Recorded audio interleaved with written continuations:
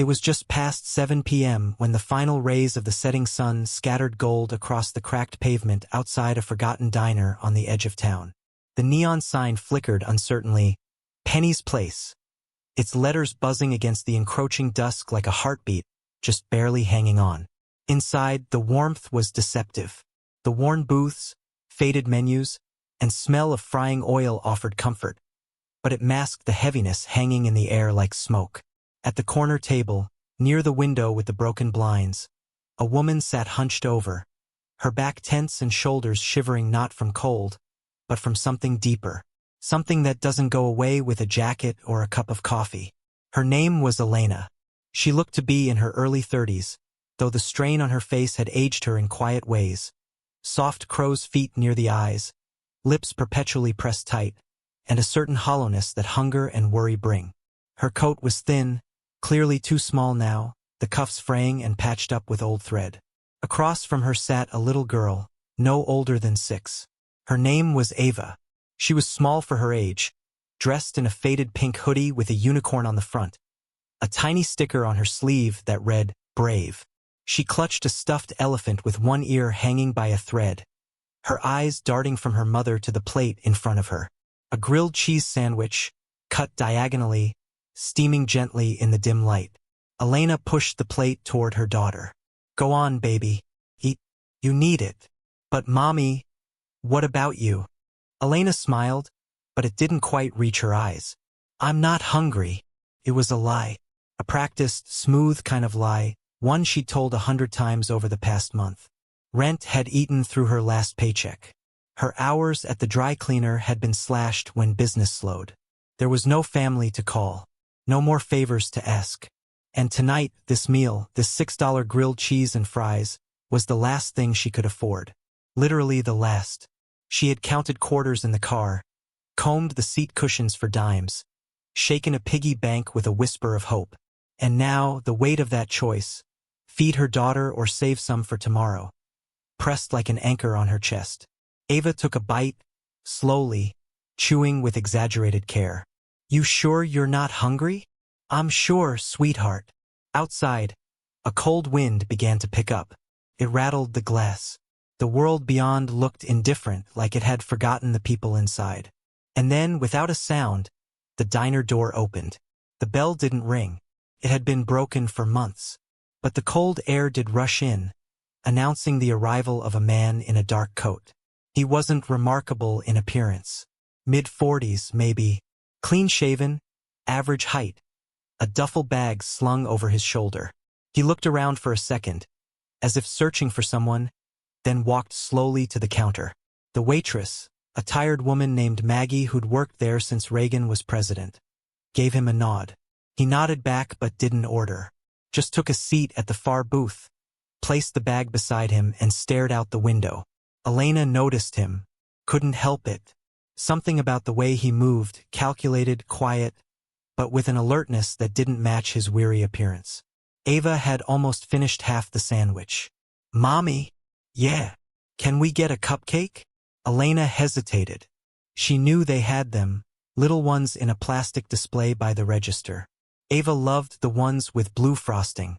"I'm sorry, baby. Not tonight." Ava nodded, visibly disappointed but understanding more than a child should. She returned to her sandwich, slower this time. Elena looked away, blinking back the sting in her eyes. The room felt heavier now. The kind of heavy that chokes you when you realize you've run out of options. No more food. No more excuses. She stared at her daughter's thin frame and felt a rising guilt she couldn't suppress. From the far booth, the stranger was still watching. His eyes, dark and unblinking, flicked between mother and child. He leaned back in his seat, his fingers tapping silently on the table. Maggie approached his booth. "You gonna order something, sir?" He nodded once. "Coffee. Black. That all. For now." Maggie rolled her eyes and shuffled away. Back at the corner table, Elena tried to make the meal stretch longer. She cut the sandwich into smaller pieces, wiped Ava's hands slowly, cleaned up the crumbs with careful, deliberate movements. Anything to delay walking back to the cold car where they would sleep again, wrapped in coats and old blankets. "Finish up, sweetie. she said softly. Ava nodded. They didn't notice when the stranger stood up. Didn't hear the soft footsteps as he walked across the diner. But when he reached their table, they both looked up in unison. Elena with startled eyes, Ava with a curious blink. "Excuse me," the man said, voice calm but low. "I couldn't help overhearing." Elena's body tensed. Her first instinct was fear, because when you're living on the edge, strangers mean danger more than kindness. "I'm sorry," she said quickly. "We're just finishing up." The man raised a hand gently, palm open. "I'm not here to cause trouble. I just saw something." He gestured toward Ava, who was clutching her stuffed elephant a little tighter now. "You love her." Fiercely. I could feel it from across the room. Elena swallowed hard, unsure how to respond. "I've seen a lot of people pretend to care about their kids. Say the words, but not live them." He looked down at Ava, then back up. "You gave her the last of your food. I saw that." Her heart began to beat faster. "Sir, please." But he shook his head. "You don't have to explain anything to me. I just want to help." He reached into his coat slowly, deliberately, as if not wanting to alarm her. From inside, he pulled out a small leather wallet and slid out a folded bill. Then another. Then another. "This is for you," he said, laying the stack on the table. "Enough for a hot meal, a motel room, and maybe a little more." Elena stared at the money as if it were an illusion, a cruel trick her mind had conjured. "Why?" she asked, her voice barely above a whisper. "Why would you do this?" The man didn't smile. His eyes were haunted. "Because someone once did the same for me, and it changed everything." Before she could ask more, he turned and walked away, leaving behind only the fading sound of his footsteps and the scent of old cologne. Elena reached for the money with trembling fingers. $500. Neatly folded, crisp and clean. She looked out the window, but the man was already gone. No car, no shadow, nothing. Ava looked up at her mother, confused but hopeful. "Does this mean we can have a cupcake now?" Elena laughed through her tears. "Yes, baby. Yes, we can." And so, in a quiet diner at the edge of nowhere, a miracle had walked in, sat down, and vanished without a name. But the story was only just beginning. The neon glow from Penny's place flickered faintly, casting long shadows across the cracked sidewalk as Elena cradled the stack of bills close to her chest. Felt surreal, like a dream too good to be true. The hum of the diner faded into the background, replaced by the pounding of her own heartbeat. Ava's wide eyes sparkled with a new kind of hope. For the first time in weeks, her little face relaxed from its usual cautious worry. "Mommy," she whispered, Can we get something special tomorrow?" Elena smiled, her throat tight. "Yes, baby. Tomorrow will be better." They left the diner quietly, careful not to draw attention. Elena tucked the money into the lining of her coat, fingers trembling as she felt the weight of it. It was more than just cash, it was a lifeline, a second chance. But questions raced through her mind like wildfire. Who was that man? Why did he help? And where had he gone so fast? Back in the car, Ava curled up on the passenger seat with her elephant, her eyes heavy with sleep but filled with comfort. Elena sat behind the wheel, staring out at the empty streets. The city looked cold, indifferent. Yet somehow, tonight, it felt a little warmer. She didn't sleep much that night. The next morning brought a chill breeze that seeped through the cracked windows of their apartment. A small, cramped space littered with unpacked boxes and worn furniture. Elena tiptoed around, careful not to wake Ava, who had finally surrendered to peaceful rest. She pulled out the money again, counting it under the soft morning light. $500. Enough to pay rent, buy groceries, and maybe even patch up the old car that barely started anymore. For the first time in months, she dared to breathe. Later that day, Elena walked down the street with a purpose she hadn't felt in ages. She stopped by the grocery store, filling a basket with fresh fruits, vegetables, and a few treats for Ava. The cashier's smile as she rang up the groceries felt like sunshine breaking through clouds. At home, Ava's laughter filled the rooms as they cooked together, Simple meals, but made with care. The small moments, once stolen and rare, suddenly multiplied. But in the back of Elena's mind, the stranger's words echoed. Because someone once did the same for me. And it changed everything. Who had changed his life? And was he still watching?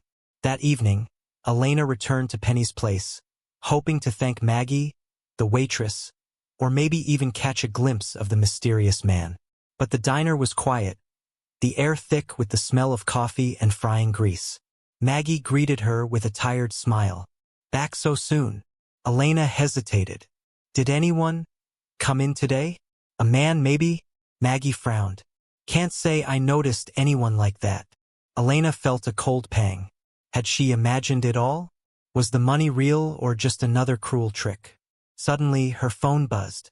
A message. No number. No name. Just one line. Keep going. You're stronger than you know. Her breath caught. Somewhere out there, the stranger was still watching. Still reaching out in ways she couldn't understand. And as the night deepened, Elena realized that this gift was more than money. It was a spark. A thread leading her out of darkness. But the path ahead would not be easy. Because sometimes the people who help us the most are those who need saving themselves. Days passed in a blur. Elena clung to the stranger's money and message like a lifeline. Each small victory. A paid bill, a warm meal, filling the cracks in her spirit. Ava's laughter became a balm against the grinding fear of uncertainty. But the city, relentless and indifferent, never truly quieted. One rainy afternoon, Elena was walking home from the grocery store when she noticed something. A figure standing beneath a street lamp, watching her from across the street. He blended into the shadows, but she felt his eyes on her like a weight. Her heart leapt. Was it him? The stranger? She stopped, searching the dim outline, but when she looked again, the figure was gone. That night, Elena barely slept. She found herself scanning the windows, listening for footsteps outside, her mind spinning. Had the man returned? Was he following her? Or was it just her imagination, the paranoia of someone who'd been pushed to the edge? The next morning brought a knock at the door. Elena froze. Ava clung to her side. Through the peephole, she saw a man in a dark coat, no face visible in the shadow cast by his hat. Her breath caught. Who is it? Ava whispered. Elena's voice was barely a whisper. I don't know. She didn't open the door. Instead, she slipped her phone into her pocket and called Maggie, the diner waitress. Something's wrong, she said. I think someone's watching me. Maggie's voice was steady. I'll come by. When Maggie arrived, Elena pulled her inside and locked the door.